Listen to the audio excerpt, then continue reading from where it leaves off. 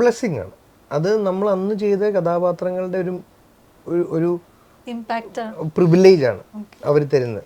ആ first impression അത് ഇന്നവേ അത് ഡിസഡ്വാൻറ്റേജ് ആണ്, ഇന്നവേ കാര്യം അത് ബ്രേക്ക്. പക്ഷെ അതെന്താ അറിയോ, അത് നിലനിൽക്കുന്നതാണ് എപ്പോഴും സേഫ്.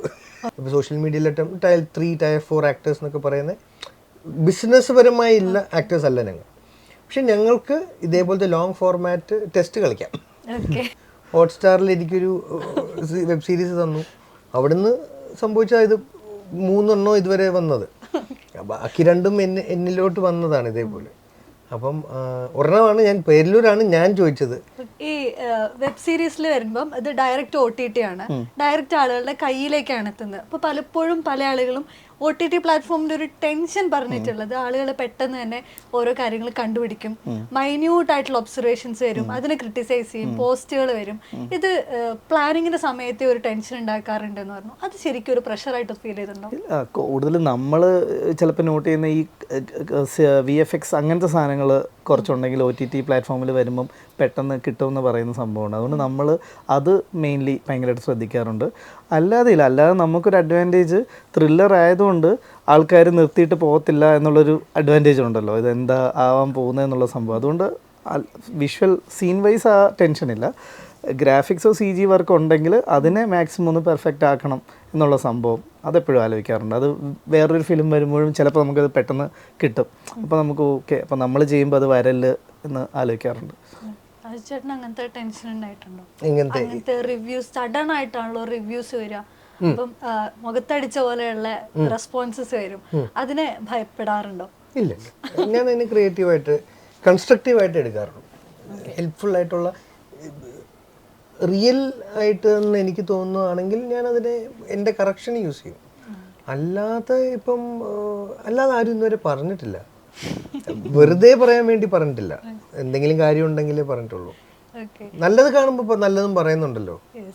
ഈ പറയുന്ന പോലെ തുടക്ക കാലഘട്ടങ്ങളിൽ തമാശകളായിരുന്നെങ്കിൽ പിന്നീട് പല ഷെയ്ഡുകളിലേക്ക് പോയിട്ടുള്ള ആക്ടർ കൂടെയാണ്. പക്ഷേ ഈ കാലഘട്ടത്തിലൊക്കെയും ആളുകൾക്ക് ചേട്ടനെ ഭയങ്കര ഒരു ബോയ് നെക്സ്റ്റ് ഡോർ ഫീലാണ്. ആളുകൾക്ക് അത്രയും സ്നേഹം ഉണ്ടാവുന്നുണ്ട് അജു വർഗീസ് എന്ന് പറയുന്ന ആക്ടറോട്, വ്യക്തിയോട്.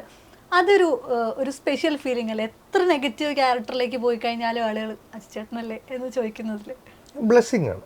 അത് നമ്മൾ അന്ന് ചെയ്ത കഥാപാത്രങ്ങളുടെ ഒരു ഇമ്പാക്റ്റ് പ്രിവിലേജ് ആണ് അവർ തരുന്നത്. ആ ഫസ്റ്റ് ഇംപ്രഷൻ അത് ഇന്നവേ അത് ഡിസഡ്വാൻറ്റേജ് ആണ്, ഇന്നവേ കാര്യം അത് ബ്രേക്ക്. പക്ഷെ അതെന്താ അറിയോ, അത് നിലനിൽക്കുന്നതാണ് എപ്പോഴും സേഫ്. കാര്യം മുന്നോട്ട് അവർ നമ്മുടെ ഒരു വർക്ക് കാണാൻ താല്പര്യപ്പെടുന്നതിൻ്റെ റീസൺ അതാ.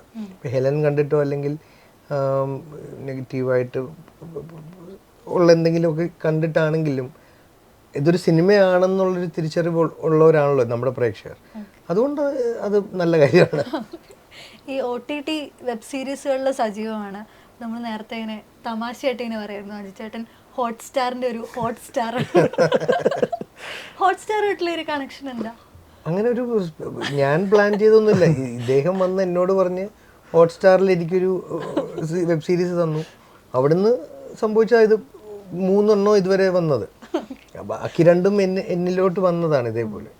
അപ്പം ഒരെണ്ണമാണ് ഞാൻ പേരിലൂരാണ് ഞാൻ ചോദിച്ചത്, ആ സൈക്കോ ബാലചന്ദ്രനെ. അതങ്ങനെ ഇതിപ്പോൾ എന്താ പറയുക, ഇത് കഴിഞ്ഞിപ്പോൾ ഹോട്ട്സ്റ്റാറായിട്ട് ഒന്നും വരാനില്ല, അങ്ങനെ നമുക്കൊന്നും വെക്കാൻ പറ്റില്ല. പക്ഷേ ഈ സീസൺ ഈ ഒരു ട്രാവൽ അത് എൻ്റെ കരിയറിൽ ഒരു കഥാപാത്രത്തിനെ ഒരുപാട് നേരം എക്സ്പ്ലോർ ചെയ്യാവുന്നതാണ് വെബ് സീരീസിൻ്റെ ഗുണം.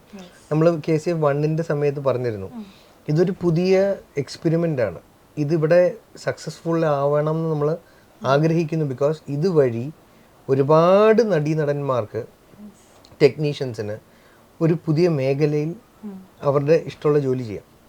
സിനിമ എപ്പോഴും അതിന് അവസരം കിട്ടില്ല. അപ്പോൾ എസ്പെഷ്യലി ഞങ്ങളെപ്പോലുള്ള ഈ ഇപ്പോൾ സോഷ്യൽ മീഡിയയിലെ ടയർ 3 ടയർ 4 ആക്ടേഴ്സ് എന്നൊക്കെ പറയുന്നത് ബിസിനസ് പരമായി ഇല്ല ആക്ടേഴ്സ് അല്ല ഞങ്ങൾ. പക്ഷെ ഞങ്ങൾക്ക് ഇതേപോലത്തെ ലോങ് ഫോർമാറ്റ് ടെസ്റ്റ് കളിക്കാം.